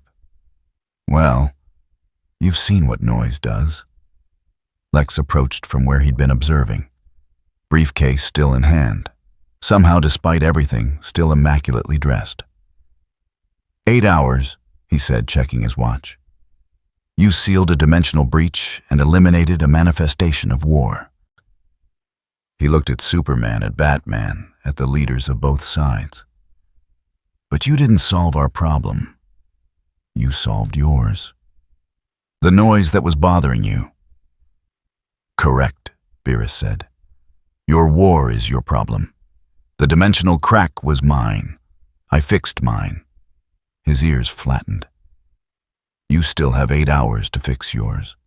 I suggest you use them wisely." He stood. Whis materialized beside him. "Where are you going?" Superman asked. "Somewhere quieter," Beerus said. "This city is giving me a headache." He looked at the 3 leaders, Superman, Batman, Wonder Woman, and the opportunist standing slightly apart. 8 hours. Fix it. Or I fix it for you, and you won't like my solution." They vanished. Not through teleportation. Not through flight. Just absence. The four of them stood in the ruins of Paris. Around them, emergency responders were beginning to arrive. Citizens emerged from shelter looking at the destruction, at the heroes standing in the center of it. At the heroes who, for once, hadn't been the ones to save the day. 8 hours, Superman said quietly. Batman pulled up his wrist computer, started calculating. We can't give him balance through force. We can't negotiate. We can't fight our way out. He looked at Superman. We actually have to stop, both sides. In 8 hours, Wonder Woman said. We're supposed to demonstrate genuine change in 8 hours. No, Lex said, still holding his briefcase with its contingency desserts. We're supposed to stop making noise in 8 hours. The actual healing will take longer, much longer. But if we can demonstrate the capacity to choose silence. He looked at the sealed dimensional crack at the space where an avatar of war had been deleted from existence. I think that entity will recognize the difference between performance and genuine effort. Superman looked at Batman. 5 years of war in that gaze. 5 years of certainty that had just been proven worthless by something that didn't care about their justifications. Truce, Superman said. Real one, not tactical, not temporary. Actual ceasefire. Conditions, Batman asked, because he was Batman and couldn't help himself.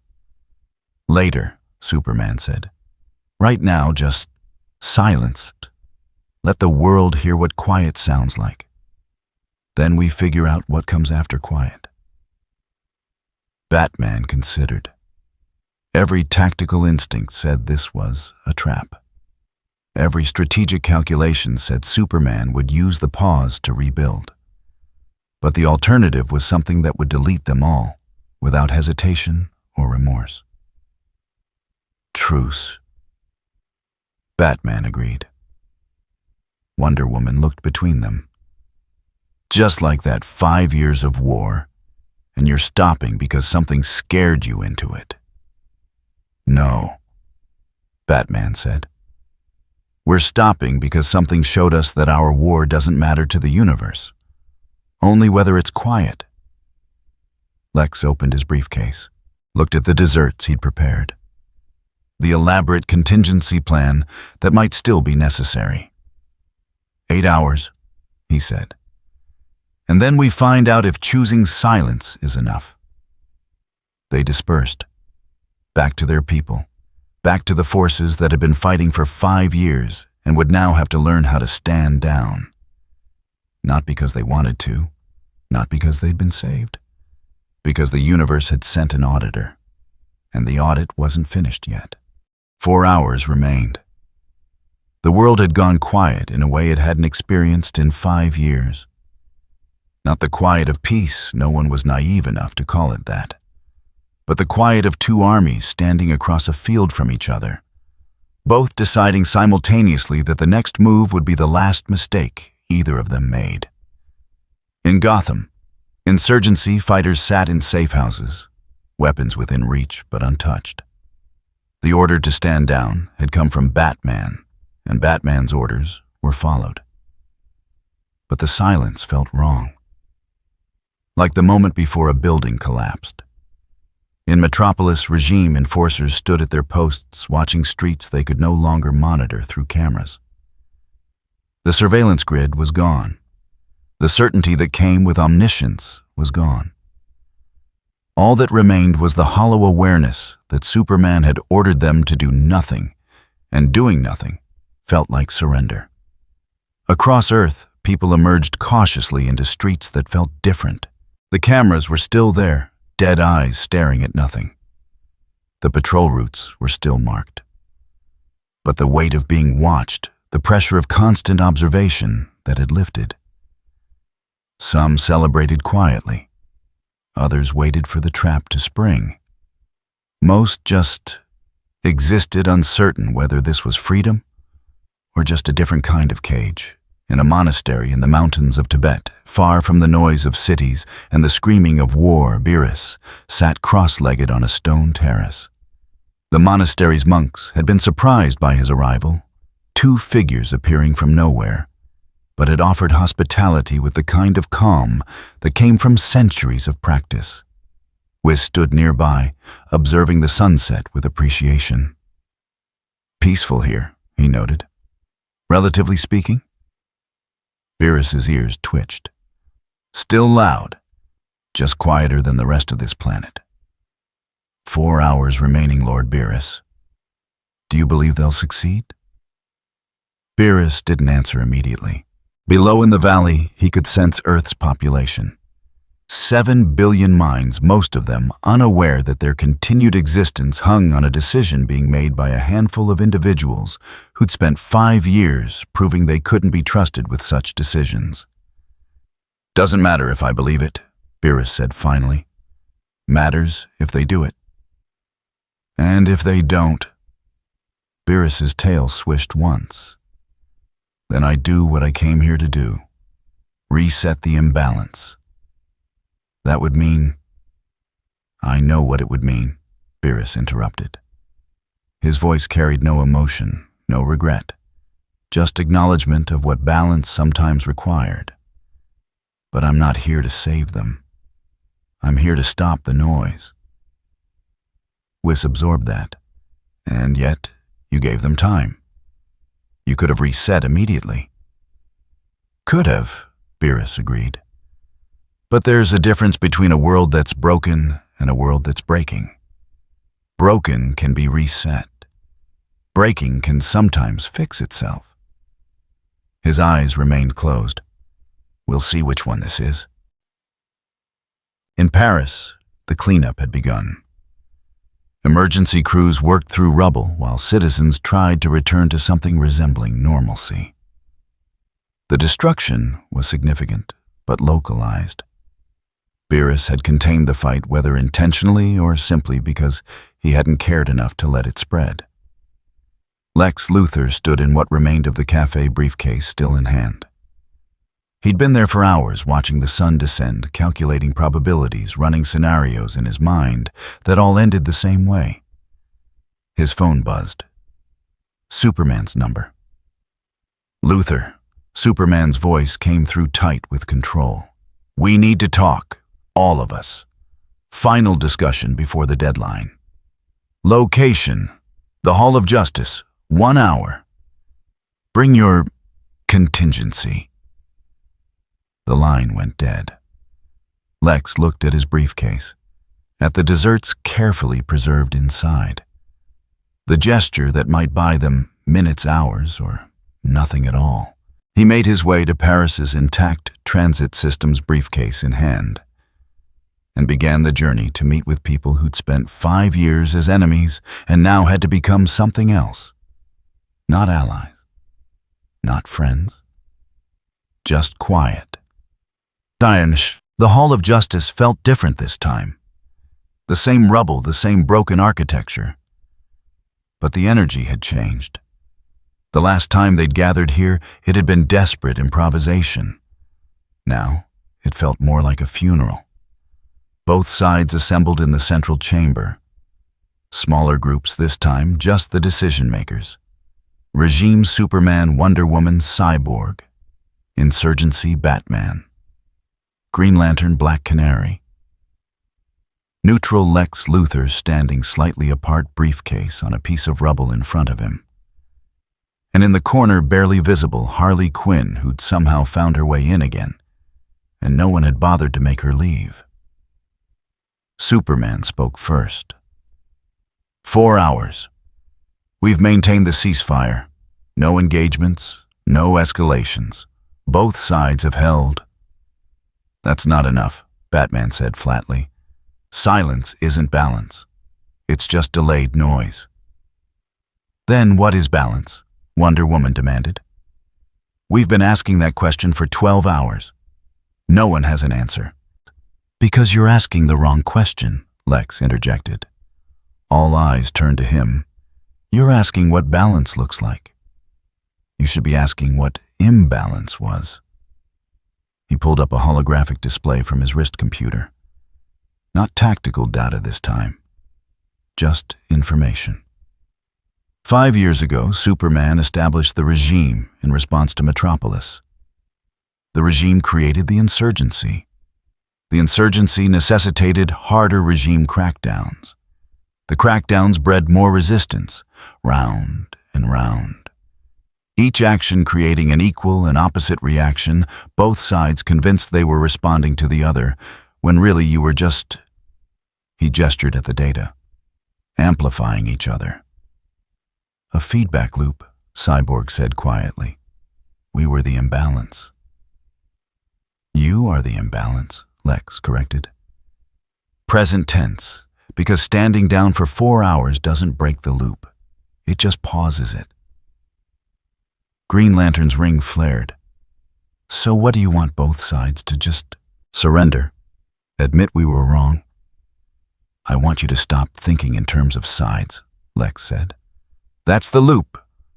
Regime versus insurgency, control versus freedom, order versus chaos. Every binary you've constructed just feeds the imbalance. Easy to say from the outside, Wonder Woman said, hand resting on her sword. You haven't been in the trenches for 5 years. No, Lex agreed. I've been playing both sides for 5 years. Supplying Batman with technology while supposedly serving the regime. Preparing contingencies for every outcome. And you know what I learned? He looked between both groups. Neither of you were ever going to win. The war was the point. The imbalance was self-sustaining. The silence that followed was heavy. Batman broke it. Then, how do we break it? You already did, Lex said. The moment you both stood down without being forced to, you broke the pattern. The question is whether you can maintain that break. For how long? Superman asked. 4 hours, 4 days, 4 years. Eventually something will happen. Someone will make a decision the other side doesn't agree with. And then what? Then you disagree without going to war, Harley said from her corner. Everyone turned to look at her. She shrugged. I mean, that's what normal people do, right? Disagree without trying to kill each other. Maybe try that. It's not that simple. Wonder Woman started. Sure it is, Harley interrupted. You're just making it complicated because you're all used to being right. Superman thinks order is right. Batman thinks freedom is right. You're both right. You're also both wrong. That's called being human. Or, being whatever you super folks are. She hopped off her perch, walked to the center of the room. That purple cat god thing. It doesn't care about right or wrong. It cares about noise. And you know what's noisy. 5 years of everyone being absolutely sure they're the good guys. She looked at Superman, even when you're locking up your friends. Then at Batman. Even when you're stockpiling weapons to kill your former allies. Back to the center. You're all so convinced you're heroes that you forgot how to just be people who make mistakes and try to do better. The silence stretched. She's not wrong, Cyborg said quietly. We've been treating this like a war with winners and losers. But the entity that showed up doesn't recognize that framework. It just sees noise and wants it to stop. So we stop, Green Lantern said. We've stopped. We're standing here not fighting. What more does it want? I don't think it wants anything, Batman said slowly. I think it's waiting to see if we choose to stay stopped. Lex opened his briefcase. The desserts inside caught the fading light. I prepared these, he said, as a contingency. A gesture to buy us time if we failed to demonstrate genuine change. He looked at the assembled leaders. But I'm beginning to think the gesture isn't for that entity. It's for us. A reminder that sometimes survival isn't about having the right weapons or the right strategies. Sometimes it's about acknowledging that you're dealing with something that operates on a completely different axis than you're used to. He closed the briefcase. The question before us isn't whether we can convince that entity we've changed. It's whether we've actually changed. And if we haven't, he left the implications unspoken. Superman looked at Batman across the rubble of what used to be a symbol of justice. 5 years ago, I decided I knew what the world needed. Decided that my strength gave me the right to impose my vision. His voice carried none of its usual authority, just acknowledgement. I was wrong, not about everything. Metropolis was chaos. The Joker proved that without structure, without consequences, innocent people die. But the structure I built... He looked at Wonder Woman, at Cyborg. It wasn't protection, it was control. And control became its own kind of violence. Batman absorbed that. I fought you because someone had to. Because unchecked power always leads to tyranny, and you were becoming a tyrant. He paused. But I fought you with weapons designed to kill. With contingencies that treated every meta-human like a threat waiting to activate. I became what I was fighting against, just with better PR. So what now? Wonder Woman asked. We admit we were both wrong and hope that's enough. No, Batman said. We stop pretending there's a both. There's just us, people trying to figure out how to exist on a planet that almost got erased because we couldn't. Green Lantern's ring dimmed. You're talking about actual integration. Regime and insurgency working together. I'm talking about there not being a regime and insurgency, Batman corrected. Just people making decisions without the assumption that the other side is the enemy. That's naive, Wonder Woman said flatly. Maybe, Superman said, but less naive than thinking we can survive another 5 years of war. He looked at his hands. The hands that had held Lois. The hands that had punched through the watchtower hull and been stopped by a single finger. We're not the strongest things in the universe. Today proved that. And if we're not the strongest, then we don't have the luxury of being stubborn. Lex checked his watch. 3 hours and 47 minutes. Is that enough time? Cyborg asked. To demonstrate genuine change.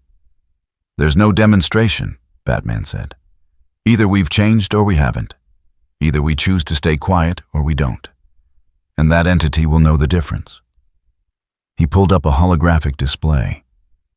Not tactics, not strategies, just a simple document. Proposed framework, he said. The regime ends, not through force, through acknowledgement that it was a response to crisis that became its own crisis. The insurgency ends. Same reason. In their place. He highlighted the key points. Distributed governance. No single authority. Checks and balances that don't rely on one person being strong enough to enforce them. That'll take years to implement, Wonder Woman said. Probably, Batman agreed. But we can choose it right now. That's the difference. Choosing versus enforcing. Superman read the framework. Saw his own authority dismantled in neat bullet points. Saw the structure he'd built for 5 years reduced to a transitional measure with a sunset clause. 5 years ago, he would have refused, would have argued that only he could be trusted with such power. That the world needed someone strong enough to make the hard decisions. Now he just felt tired. I agree, he said simply. Wonder Woman's hand tightened on her sword. Clark, I agree. he repeated, looking at her. Diana, we lost. Not to Batman. Not to the insurgency. We lost to something that didn't even care enough about us to fight properly. It just dismissed us. He looked at the framework again. I'd rather rebuild than be deleted. Green Lantern looked at Batman. And you're okay with this just letting go? I'm okay with not dying, Batman said dryly. Everything else we can negotiate later, after we prove we can be quiet. Lex set his briefcase on the table, opened it one final time. Then I suggest we make this official, he said. Not for that entity, for ourselves. A gesture that we're choosing this. He distributed the desserts, one for each person in the room. It was absurd. World-changing decisions marked by pastries. But somehow, in the ruins of the Hall of Justice, with 3 hours left before potential annihilation, it felt right. They ate in silence. Not celebratory, not defeated. Just quiet. When they finished, Lex pulled out a document. Actual paper, because some things required physical weight. Ceasefire agreement, he said. Formal end to hostilities between regime and insurgency. Transition to distributed governance framework. Timeline to be determined, but commitment immediate. He set it on the rubble. Sign it, and we send a message to anyone watching that we're choosing this. Don't sign it, and we're just buying time until the next war starts. Superman signed first. His signature looked different than it had 5 years ago. Less certain. More careful. Batman signed second. One by one, the others added their names. Wonder Woman hesitated longest, but eventually her signature joined the others. Harley Quinn looked at the document. Do I sign? I'm not actually part of either side. Sign it anyway, Lex said. Witnesses matter. She signed with a flourish. Lex photographed the document, uploaded it to every communication network still functioning on Earth. No grand announcement, no speeches, just a document stating that the war was over, signed by the people who'd been fighting it. 3 hours, he said quietly. Now we wait and see if choosing silence was enough. They dispersed. Not to battle stations, not to contingency plans, just away.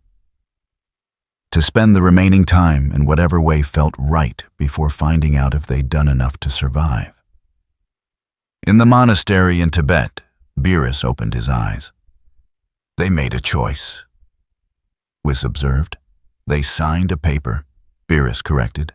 We'll see if they mean it. 3 hours remained. The noise had stopped. The question was whether it would stay stopped. The sun rose over Earth for the first time in what felt like years, though it had only been 1 day. 24 hours since Superman had torn open reality looking for a world where his mistakes hadn't happened. 24 hours since something had answered that call. 24 hours since Earth had learned it wasn't alone in the universe, and that being noticed by what lay beyond was not the blessing anyone had imagined.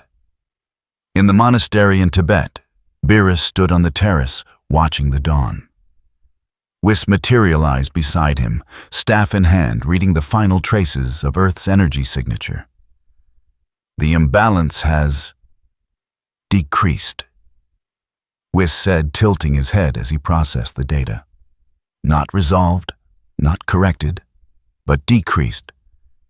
The feedback loop between opposing forces has been interrupted. Whether permanently, he let the sentence hang. Beerus's tail swished once. They signed a paper.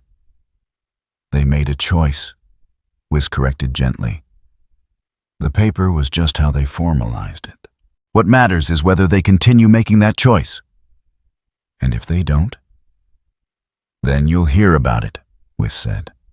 Imbalance that's severe tends to be quite loud. Beerus closed his eyes, listening. Not with ears, with the sense that came from being a god of destruction, from being attuned to the cosmic equilibrium in ways mortals couldn't comprehend. The screaming had stopped. Not the underlying tension that would take years, maybe generations, to fully resolve, but the amplification, the feedback loop that had threatened to tear through dimensional barriers and wake him from a meal that had been interrupted. "Acceptable," Beerus said finally. "So you won't reset. Not today." Beerus opened his eyes. "But I'm not leaving either. Not yet." Whis raised an eyebrow. "Oh, I want to see if they actually mean it. If they can stay quiet without someone watching them." Beerus's ears flattened slightly. "Call it observation. For a few more days." "How generous of you, Lord Beerus." "Don't mistake patience for mercy," Beerus said. "If the noise starts again, I won't give them another chance."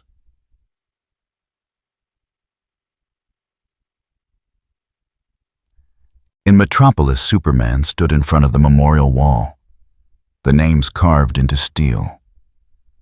Lois Lane, Jimmy Olsen, 11 million others. The wall remained. The regime did not. He'd issued orders that morning, formal dissolution of the command structure he'd built over 5 years. Regime enforcers would transition to civil service roles under local governance. The watchtower would be decommissioned as a military installation. The detention facilities would be closed, their inhabitants released or transferred to standard judicial custody. It was the right decision. He knew that intellectually. It felt like surrender. Wonder Woman found him there. She'd removed her armor, stood in civilian clothes that looked strange on someone who'd been a soldier for 3,000 years. "The world is already changing," she said. "Without the surveillance systems, without the enforcement protocols, people are starting to act like people again, not subjects." "Is that good or bad?" Superman asked. "I don't know yet." She looked at the memorial, at Lois's name. "But it's what we chose, and maybe that matters more than whether it's good." Superman touched Lois's name. The metal was cold under his fingers. "I thought I was protecting the world," he said quietly. "Thought that strength gave me the right to make decisions others couldn't. But all I did was make everyone afraid. Of me. Of each other. Of living without permission." "You weren't wrong about everything," Wonder Woman said. "Metropolis proved that chaos has consequences, that someone needs to stand against evil. But I became what I was standing against." Superman let his hand fall. "That thing yesterday, Beerus, it didn't care whether I was right or wrong. It just cared that I was loud. And it was powerful enough to make that the only measure that mattered. So, what do we do now?" "We try to be quiet," Superman said, "and hope that's enough." In Gotham, Batman sat in the Batcave, looking at empty weapon racks where kryptonite had been stored, where contingencies had been carefully maintained. 5 years of preparation erased in seconds. The computer chimed. A news feed. Already the changes were visible. Cities where regime control had been absolute were experiencing their first day of unsupervised existence. Some celebrated, some rioted. Most just lived uncertain what came next. "Penny for your thoughts." Selina's voice came from behind him. "I'm thinking about how many people will die because I don't have those weapons anymore," Batman said. "How many threats I can't stop because I no longer have the leverage." Or you're thinking about how many people will live because you're not constantly preparing for war. Selina moved to his side. "You made good choices yesterday. Don't second-guess them today." Good choices would have been not needing yesterday in the first place. Batman pulled up footage of the Paris incident, of Beerus casually erasing an avatar of war, of something so powerful that the entire Justice League was irrelevant. We were children playing with weapons, pretending we mattered. You matter to the people you save. Do I? Batman looked at her. Or do I just matter to the people I scare into compliance? Same thing Superman was doing, just with a different aesthetic. Selina didn't have an answer for that. Batman turned back to the computer, began typing. Not contingencies this time, not weapons specifications, just information. Names of regime prisoners who needed help reintegrating, resources that needed distribution, the boring, unglamorous work of actually helping people instead of preparing to hurt them. It's going to take years, he said, fixing what we broke, if it can be fixed at all. Probably, Selina agreed, but at least you're trying to fix it instead of burning it down. Batman saved his work, looked at the empty weapon racks one more time. I hope we're not making a mistake. We'll find out, Selina said. One day at a time. In Paris, the cafe had reopened. New windows, repaired furniture. The owner had decided that being destroyed by a god fight was no reason to close permanently. Lex Luthor sat at an outdoor table briefcase beside him, now empty of its contingency desserts. They'd served their symbolic purpose. Whether they'd served their practical purpose remained to be seen. His phone buzzed. Reports from across his corporate empire. Markets were already reacting to the regime's dissolution. Some saw opportunity, some saw chaos, all saw profit. Lex saw a world that had come within hours of being erased from existence and had somehow improbably chosen to de-escalate. A waiter approached nervously. Monsieur, what you did yesterday bringing desserts to that being. People are saying you saved Paris. I didn't save anything, Lex said. I just tried not to make things worse. There's a difference. The waiter didn't look convinced, but nodded and retreated. Lex looked at the spot where Beerus had sat, where an entity powerful enough to delete concepts had calmly eaten dessert while deciding whether Earth deserved to continue existing. He'd spent his entire life being the smartest person in the room, building contingencies for threats he could predict, preparing for outcomes he could calculate. Yesterday, he'd faced something he couldn't predict, couldn't calculate, couldn't control. And his grand contingency had been pastries. It shouldn't have worked, shouldn't have mattered. But somehow recognizing his own irrelevance, acknowledging that survival wasn't about being clever, but about being quiet, that had been exactly right. His phone buzzed again. Another report. The ceasefire was holding. Both sides standing down. The world collectively holding its breath.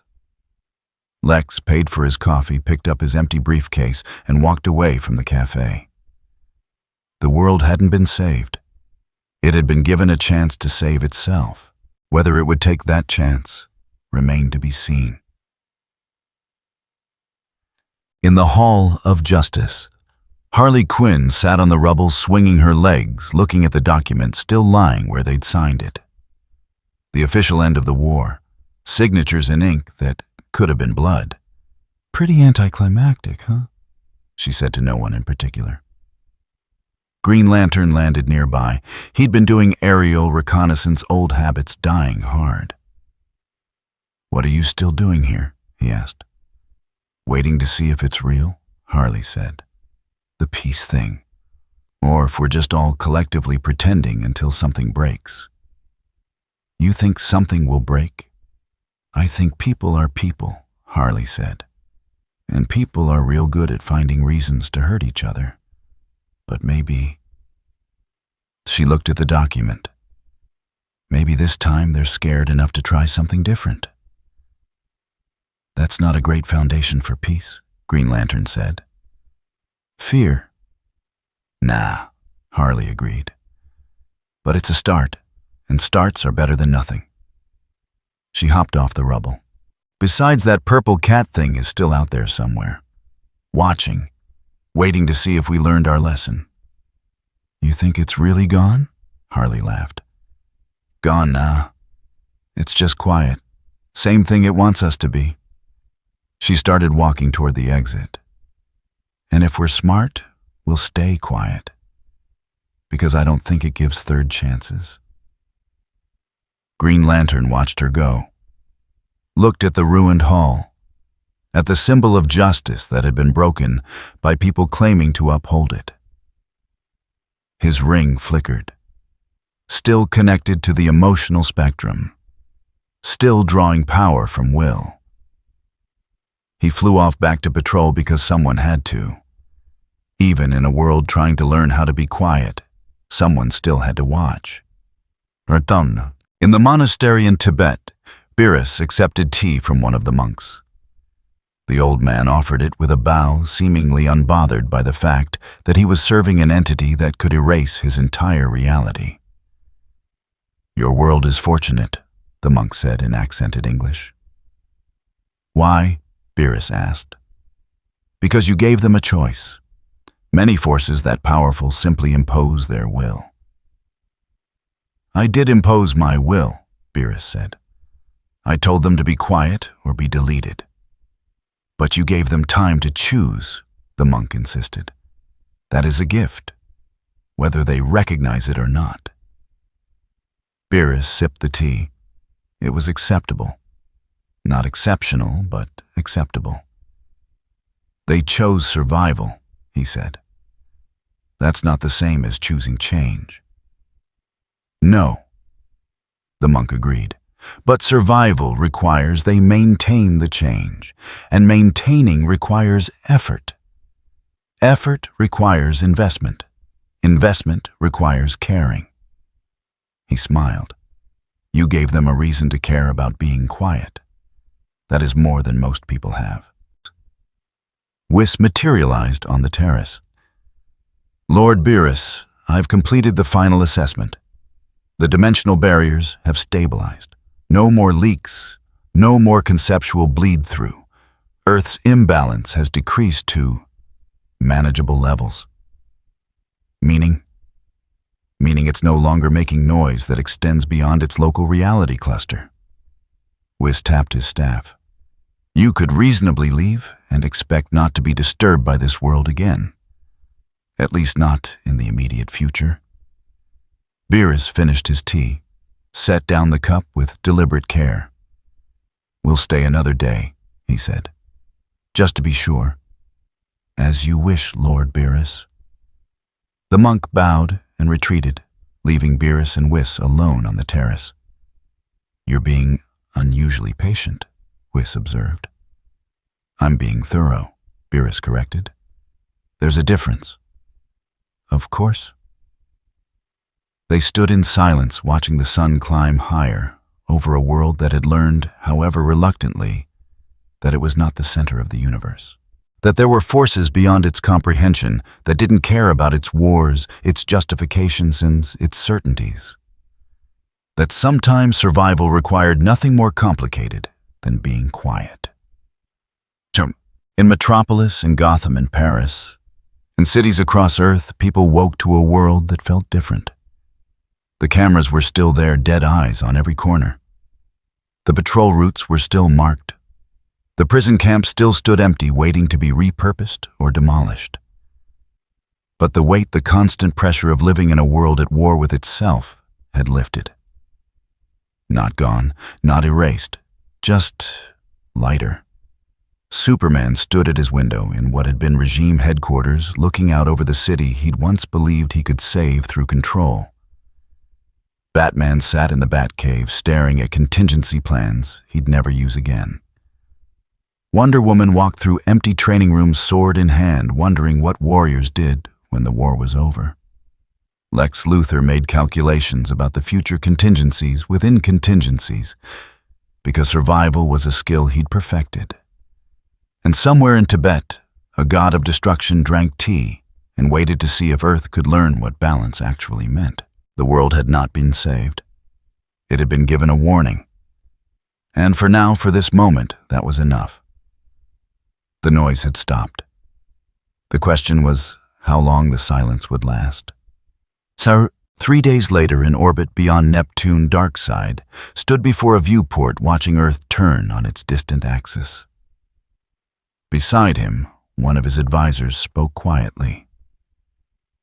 "The dimensional breach has been sealed, Lord Darkside. Ares remains contained.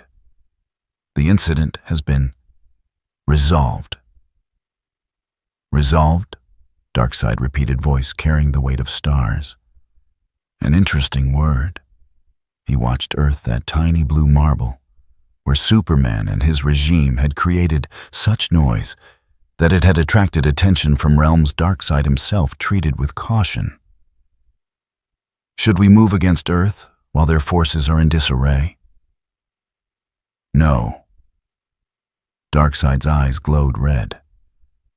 Something else moved first, something that considered their war loud enough to warrant intervention. Something that sealed dimensional breaches I had been observing. He turned from the viewport. Let Earth have its silence. Let them believe they've learned something. And let whatever came to teach them that lesson return to wherever it came from. A pause. And then we'll see what happens when the lesson fades. He walked away, leaving Earth to its fragile peace. The universe continued. Earth remained. And somewhere in Tibet, Beerus finished his tea, announced he was bored with Earth's food, and vanished with Whis back to wherever they came from. The audit was complete. Earth had passed. Barely. But barely was enough. For now.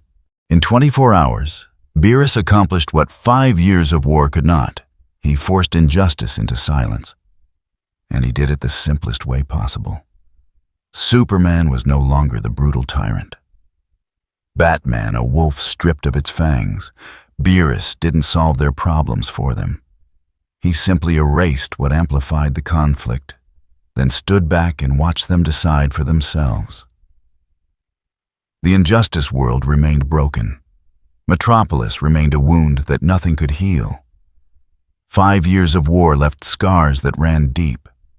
But now, they lived under a new law, a law written not by Superman or Batman, but imposed by an entity that didn't care about right or wrong. Only about noise, and when the noise stopped, life remained. That was the only gift Beerus left behind. Also the only warning they received. If you enjoyed this video, don't forget to leave a like and subscribe to the channel. And be sure to turn on notifications so you won't miss our future videos. Thank you for watching, and we'll see you next time.